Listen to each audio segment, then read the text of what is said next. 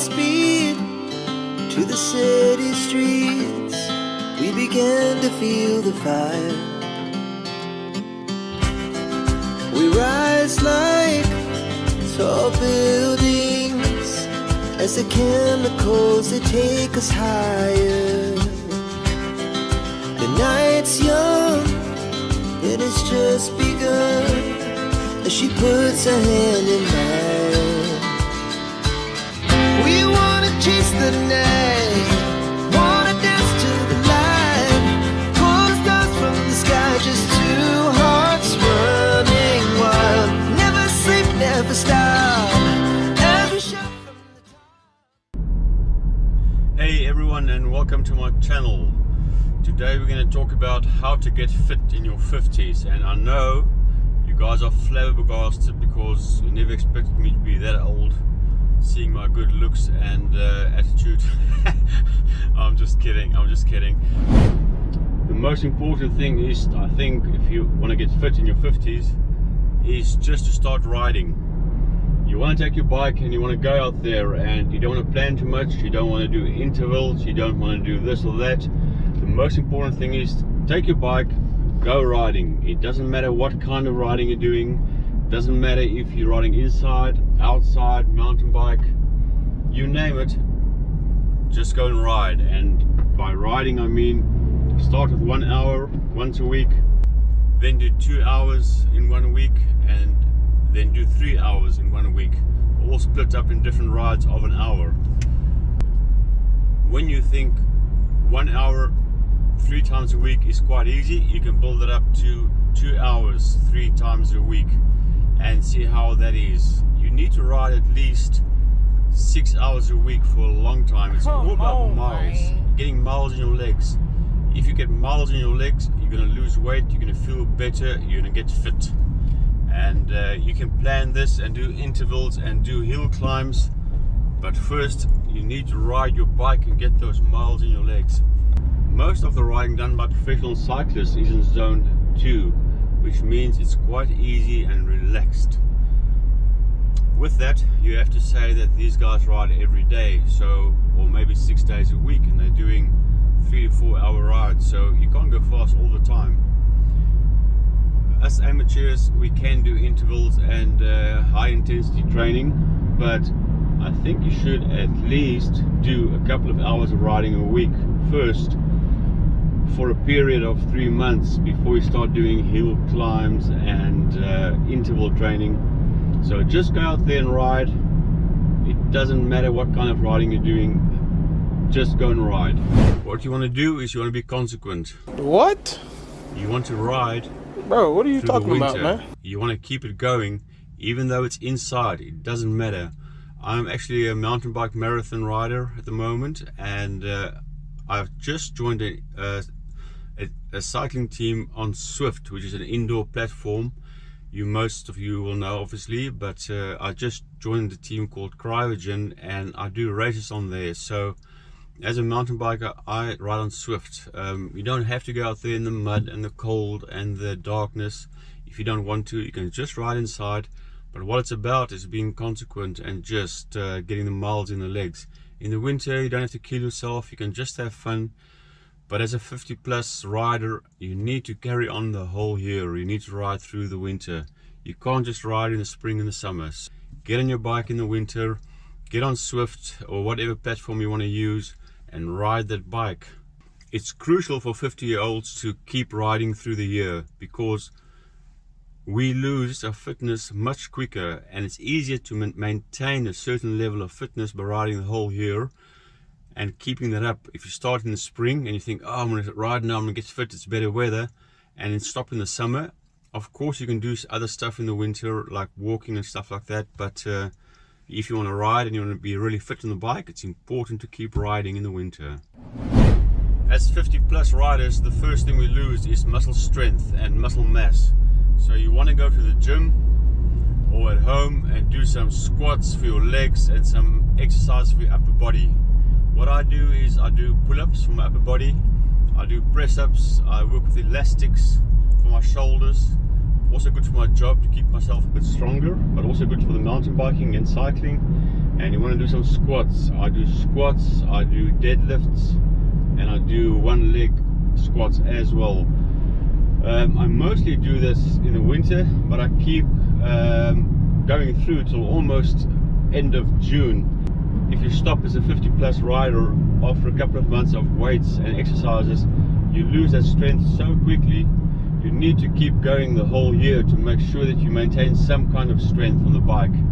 If you have to do long rides like professional cyclists and you don't have time to do weights anymore, that's okay, because these guys are doing so many miles and they are so strong and they do so many races. It's a different, and they're of course so much younger than we are, but we as 50 plus riders, we have to keep doing those weights and to keep the strength in the legs so that we can do the utmost we can on the bike. Weight training as a 50 plus rider is almost a necessity. It's about doing weights in the winter and try to pull that a little bit further into the spring as far as possible, unless you have big races coming up in the spring. The weights, I think, is a very important part of cycling as a 50 plus rider. You don't have to do heavy weights, but you want to keep the muscles as strong as possible. If you're not riding, those are going to be your rest days, but try to do something different. Go for a walk. That upright posture is so good for you, because as cyclists are always bent forward. With walking, you are upright, and that is excellent for your spine and for your spinal health. So go for a walk or do exercises, but try to do something on the days that you are not riding. I go for 30-minute walks or for an hour walk with my wife, and that's pretty cool because you're still moving, burning calories and keeping fit. Don't ride to eat, but eat to ride. You serious? With that I mean, lots of people and cyclists think, hey, I just did a 100k ride so I can eat the whole day. That's not the idea. The idea is to eat enough food and enjoy your food so that you have enough calories that you can ride. Don't think because, hey, I'm doing lots of riding, I can eat as much as I want to. It doesn't work that way. You need a certain amount of calories to ride and to live, and you don't want to go above that, because the calories you take in has to be less than the calories you're burning. It's quite simple, because if you're eating more calories than you're burning on the bike, including your off days, you're not going to lose weight. So my motto is always eat to ride and not ride to eat. Once you've reached a point where you think, hey, I'm fit enough to start doing intervals and hill work and faster rides, try to adapt yourself that you do periods of 3 weeks. The first week easy, the second week faster and some fast stuff, and the third week very hard, and then go back to the first week of riding easy. That's called adaptation. Your body adapts very quickly to what you're doing. In the first week you just want to go riding, 5 or 6 hours of normal riding. In the second week you want to add some long intervals where you're doing 7% of your maximum heart rate, maybe a time trial at almost full pace, but not seriously hard, just like 70% effort, stuff like that. You want to do longer intervals in your second week, and then in your third week you can do stuff like short hill intervals, 1 minute sprints, very hard stuff, because you're going to need to recover from that the next week. As a 50-year-old, the adaptation process is so important. Your body gets used to what you're doing very quickly. So if you do it easy in the first week, you're resting and recovering from the third week. The second week you do longer intervals, and you can stretch that out to a 40k time trial, as an example, at 70% effort. Of course you want to go faster, but don't do that. You can do longer intervals, 4 or 5 minutes at a pace which is comfortable for you, but kind of a pace that you might be racing at if you're riding alone. Very long race. 70% effort in the second week is kind of a measurement you can take and you can use. In the third week you want to go over to high intensity intervals, 1 minute, 2 minute, as hard as you can, 3 minute, 2 minute hill climbs, stuff like that. So you really want to do a lot of hard work in the third week. Try to combine the first week with the least amount of kilometers. Saying you're riding twice or 3 times in that week and you're doing 150 k's in the first week, you want to do 175 k's in the second week with the longer intervals, and you want to do 200 k's in the third week with the short intervals. So the third week is really hard because you're doing short intervals, and you're going to be finished very quickly with that, but you also want to add the longer rides in the third week. So the adaptation process works as follows.